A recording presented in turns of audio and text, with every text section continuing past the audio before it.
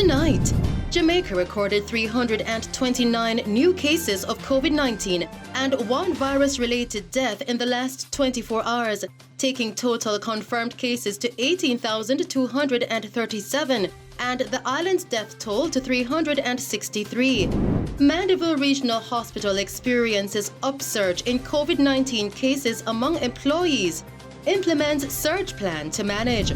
Still tonight, NWA reports that work on the Southern Coastal Highway has resumed following a series of threats made by alleged extortionists. And NEPA reports that 42 prosecutions and 27 convictions have been effected for breaches of the Natural Resources Conservation Authority order. The ban has been supported by an intense public education and awareness campaign led by NEPA, which will now be revitalized to support phase 3 of the ban.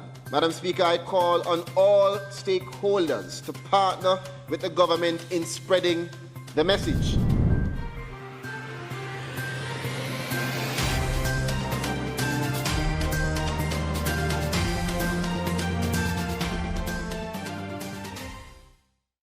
Good evening.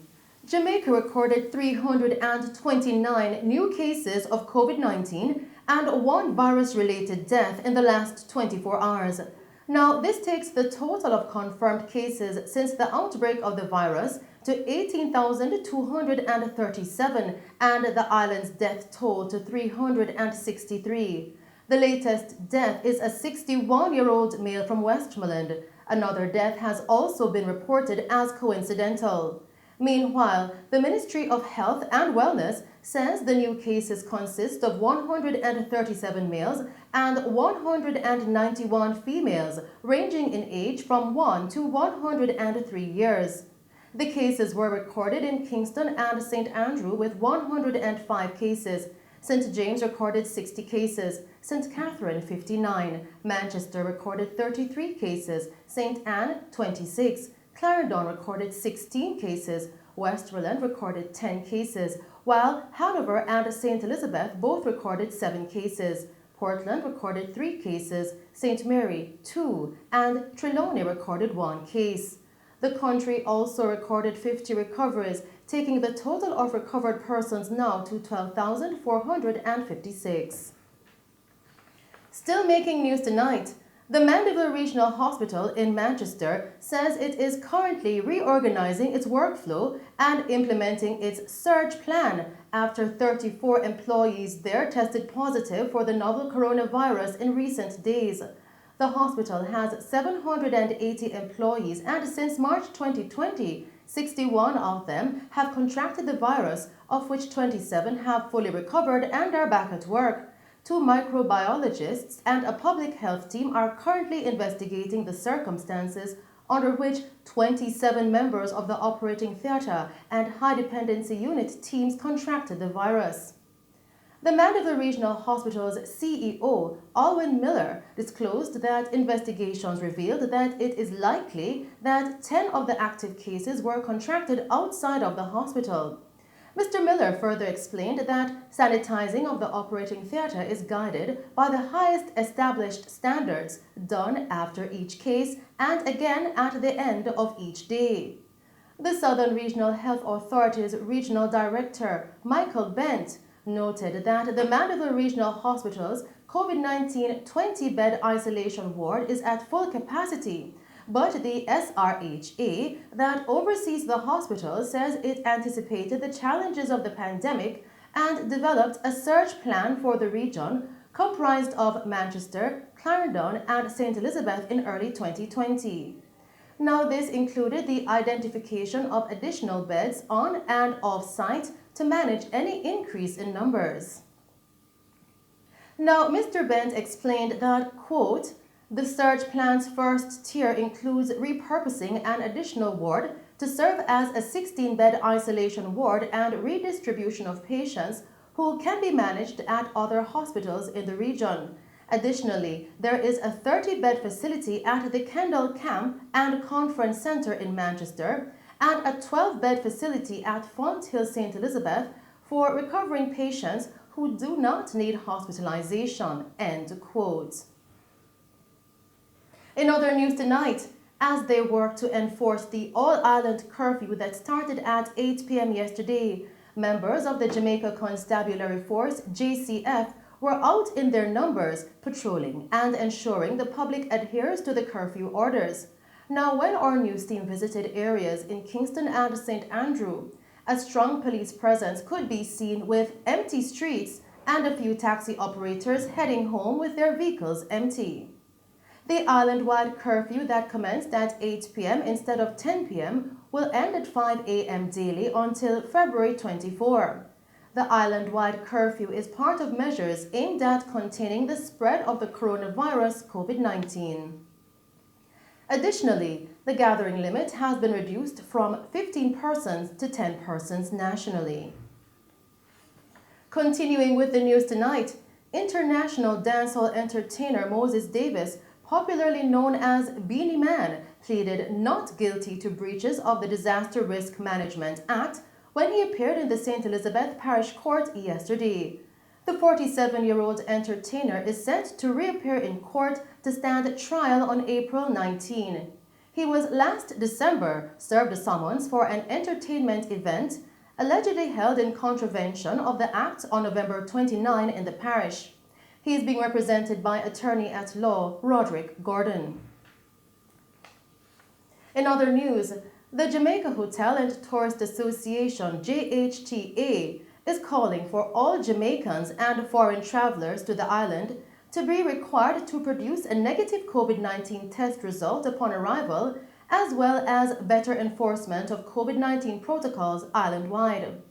According to the president of the JHTA, Clifton Reeder, these measures are essential if Jamaica is to quell the spread of the virus, adding that results should not be older than 5 days upon arrival, or persons should pay to be tested at the island's international airports. Now, Mr. Reeder says protocols implemented so far in the tourism industry have proved to be successful. He says this has resulted in the relaunching of the Jamaica Ambassadors Program.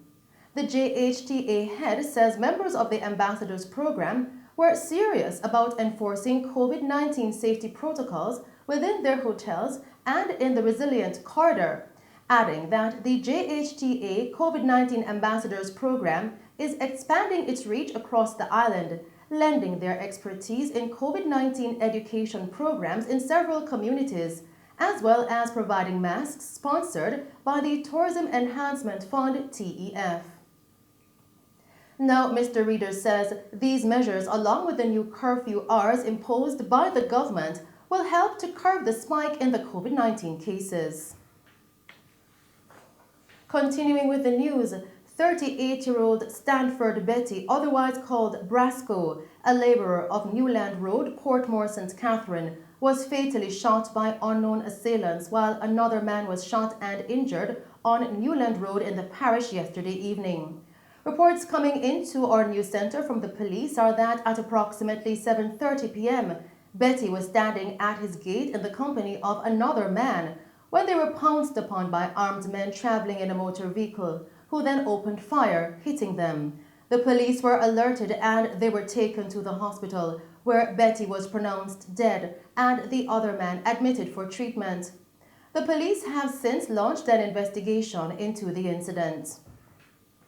Still making Mello TV news tonight, detectives assigned to the Halfway Tree Police Criminal Investigations Branch, CIB, are seeking the public's assistance to identify the body of a male found along Ransford Avenue, Kingston 5 on December 12, 2020. Reports coming into our news center tonight are that at approximately 8:20 p.m., citizens saw a white Probox motor car dispose of the body along the roadway. Upon their arrival, the decomposing body was seen face down, clad in a green and black shirt, blue jeans, and a pair of red underpants. Now, the body is of brown complexion and about 168 centimeters or 5 feet 6 inches. The scene was processed and the body was removed to the morgue pending a post-mortem examination. Anyone with information that can assist the police with their investigation is being asked to contact the Halfway Tree CIB at 876-926-8184 Police Emergency 119 or the nearest police station. In news from Clarendon, the police there have arrested and charged a man with wounding with intent, shooting with intent, arson and illegal possession of firearm and ammunition following an incident on Dick Drive, Lionel Town in the parish on February 3. Charged is 25-year-old Anthony MacDonald of Captureland, Dick Avenue, Lionel Town. Reports from the Lionel Town Police coming into our news center are that at approximately 12:45 a.m., the accused, along with his accomplice, went to the homes of the complainants and threw bottle bombs inside the windows, setting the houses ablaze. They then opened gunfire at the houses, hitting one of the complainants. The others managed to escape unharmed and reported the incident to the police. Investigations later led to the arrest and charge of MacDonald. His court date is being finalized. Still making the news, the National Works Agency NWA has reported that work on the Southern Coastal Highway has resumed following a series of threats made by alleged extortionists who were demanding bi-weekly advances on the site. The threats resulted in a temporary halt to work being carried out on the highway project, but has recommenced following a meeting with the security forces, stakeholders, and the NWA. The NWA, in a recent statement, said the project is being carried out in the parishes of St. Thomas, Portland, and St. Andrew, and due to the threats, work along Georgia to Cedar Valley leg of the project were suspended on the weekend. The agency further stated that the demands were made by means of a handwritten letter, and a report has since been made to the police, resulting in an investigation being launched. The work site was forced closed on the weekend, while critical wall construction and revetment protection work was in process along sections of the deteriorated roadway. And those are some of the stories making news.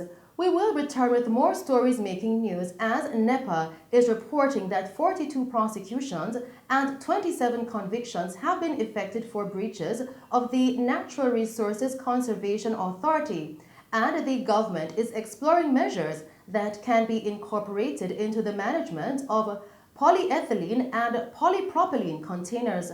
But first, we'll take a break and then join Christopher Scott with the latest in sports.